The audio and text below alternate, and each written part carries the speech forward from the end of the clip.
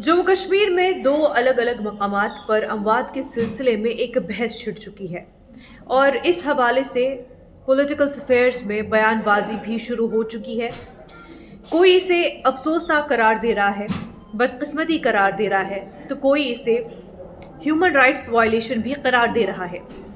आपको बता दें, जम्मू कश्मीर में सोपोर और वहीं कठवा में दो अलग अलग जगहों पे दो मामले पेश आए हैं जिनमें दो लोगों की जानें गई हैं और इस हवाले से पूरे जम्मू कश्मीर में एक बहस छिड़ चुकी है, जहां पर कई पॉलिटिकल लीडर्स का ये मानना है कि मासूम लोगों की जानें गई है और ऐसा होना नहीं चाहिए था, ये ह्यूमन राइट्स वायलेशन है। पूरा मामला क्या है आपको तफसीलात से बताते हैं। पहला मामला कठवा का, जहां पर मखनदीन नामी शख्स ने सुसाइड कर लिया है। अब इस सुसाइड की वजह क्या है? कहा जा रहा है कि उन पर इल्जाम लगा OGW होने का, ओवरग्राउंड वर्कर होने का, मिलिटेंट्स के साथ काम करने का, और इस हवाले से उनसे पूछताछ की गई और पूछताछ के दौरान उन्हें हरासा किया गया और इतना ह्यूमिलिएट किया गया कि जब रिहा होकर वो बाहर आए, वो इस ह्यूमिलिएशन को सह नहीं पाए और उन्होंने सुसाइड कर लिया। सुसाइड से पहले उन्होंने एक वीडियो भी बनाया था। मस्जिद के बाहर कुरान मजीद को हाथ में रखकर उन्होंने कसम खाई थी कि वो ना OGW है और ना ही उनका किसी मिलिटेंट तंजीम से कोई वाबस्ता है, ना ही उनका कोई मिलिटेंट तंजीम से कोई नाता है। और उसके बाद उन्होंने ये भी कहा कि लेकिन उन्हें इतना हरासा किया गया कि वो इस ह्यूमिलिएशन को बर्दाश्त नहीं कर पाए, इसलिए उन्होंने अपनी जान दे दी। दूसरा मामला आपको बता दें, ट्रक ड्राइवर जिसे आर्मी ने जिसका पीछा किया, रोकने की कोशिश की, लेकिन वो रुका नहीं और 23 किलोमीटर तक आर्मी इसका पीछा करती रही। वही ट्रक को रोकने के लिए टायर पर फायर किया गया, लेकिन किस तरह से वो बुलेट ट्रक ड्राइवर को लगी, ये अभी तक समझ नहीं आ पा रहा है और इसको लेकर के कई सवाल खड़े किए जा रहे हैं। ट्रक ड्राइवर वसीम, जो कि सोपोर से ताल्लुक रखते हैं, उनकी जान जा चुकी है। दोनों ही मामलों को लेकर के एक बहस छिड़ चुकी है। पॉलिटिकल लीडर्स इस पर सवाल खड़े कर रहे हैं कि आखिर ये किस तरह से मुमकिन हुआ और मासूम लोगों की जान क्यों ली गई है। This is not a stray incident. This can demonstrate the policies of security forces or the mindset of government of India कि जो दुनिया को वो दिखाना चाहते हैं या पूरे मुल्क को जो वो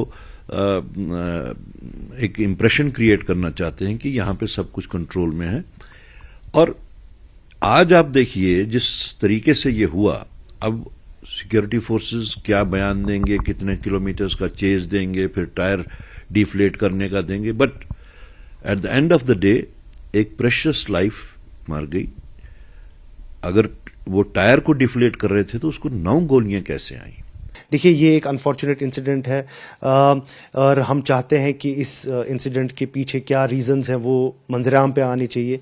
एक टाइम बाउंड प्रोब होना चाहिए। हम चाहते हैं कि पुलिस एडमिनिस्ट्रेशन की तरफ से जल्द इस पे एक टाइम बाउंड प्रोब होना चाहिए और अगर जो अननेसेसरी फोर्स इस्तेमाल हुआ है तो आइडेंटिफाई करना चाहिए उस सिक्योरिटी पर्सनल को और उस पर जो है कानूनी कार्रवाई होनी चाहिए।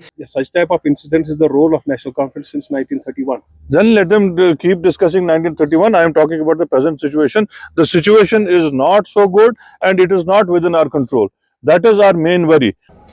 चीफ मिनिस्टर उमर अब्दुल्ला ने इस हवाले से ट्वीट भी किया है। उन्होंने कहा है कि ये अफसोसनाक है और इस हवाले से जिस तरह से हरासा किया गया है, चाहे मखनदीन की बात करें या फिर जिस तरह से आर्मी की गोली ट्रक ड्राइवर को लगी है, दोनों ही मामलों में उन्होंने कहा कि सेंट्रल गवर्नमेंट से ये बात कही गई है और इस पर तहकीकात होनी चाहिए। उन्होंने ये भी कहा कि जम्मू कश्मीर की हुकूमत भी इस हवाले से इंक्वायरी ज़रूर बिठाएगी।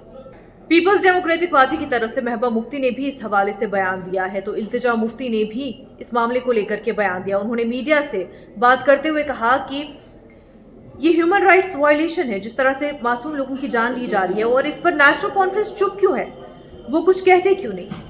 मैं आज एनसी सरकार से पूछना चाहती हूं कि आप लोगों के मुंह पे ताला क्यों है? अगर आप हमारे लोगों को sense of safety and security नहीं दे सकते तो आप कुर्सी पे क्यों आए हैं? क्योंकि जब एलजी साहब की यहाँ एडमिनिस्ट्रेशन थी तभी से माहौल था, पकड़ धक्कड़ का माहौल था। यहाँ जो इतनी सारी एजेंसीज हैं, वो SIA हो, नई एजेंसीज हो, पुरानी इंटेलिजेंस एजेंसीज हो, वो किसी को भी OGW करार कह के हाइब्रिड मिलिटेंट कह के उठाते थे, टॉर्चर करते थे। So I want to ask the government कि पहले और अब में क्या फर्क है? 50 एमएलए होने के बावजूद भी आप यहाँ के लोगों को इज्जत नहीं दे रहे, उनको सेंस ऑफ सिक्योरिटी नहीं दे रहे, उनकी डिग्निटी नहीं दे रहे, तो आपको लोगों ने यहाँ क्यों चुना? तो अल्ताफ बुखारी ने भी इस मामले को लेकर के बयान दिया है। जहां जाने से आपको बता दें, खास तौर से पॉलिटिकल अफेयर्स में इन दोनों मामलों को लेकर के बयान सामने आ रहे हैं। इन्वेस्टिगेशन किसी भी मामले में होनी चाहिए। किसी मामले की सच्चाई तक अगर पहुंचना है तो इन्वेस्टिगेशन के बिना कैसे पहुंचा जा सकेगा। मेरे साथ इनफैक्ट वो जो रिटायर्ड आर्मी ऑफिशियल का आर्मी में जो काम करता था, जिसकी डेथ हो गई है, अभी उसकी बेटी मेरे साथ बात कर रही थी। वो भी कह रही थी कि ये कहना कि कोई इन्वेस्टिगेशन ना हो, क्या हम माने कि वही लोग इसमें इन्वॉल्व है? वो चाहते हैं कि जिसने ये गुनोना जुर्म किया है उसे नंगा ना किया जाए।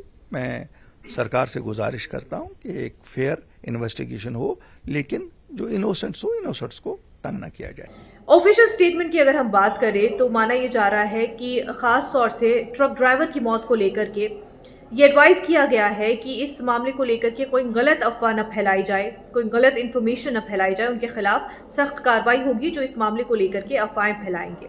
तो वही मखदीन को लेकर के कहा जा रहा है कि वो OGW थे, लेकिन दोनों ही मामलों को लेकर के सवाल खड़े किए जा रहे हैं और पॉलिटिकल लीडर्स की तरफ से, चाहे वो हुक्मरान जमात हो या फिर अपोजिशन में बैठी जमात PDP, हर कोई इस मामले को लेकर के सवाल जरूर खड़े कर रहे हैं।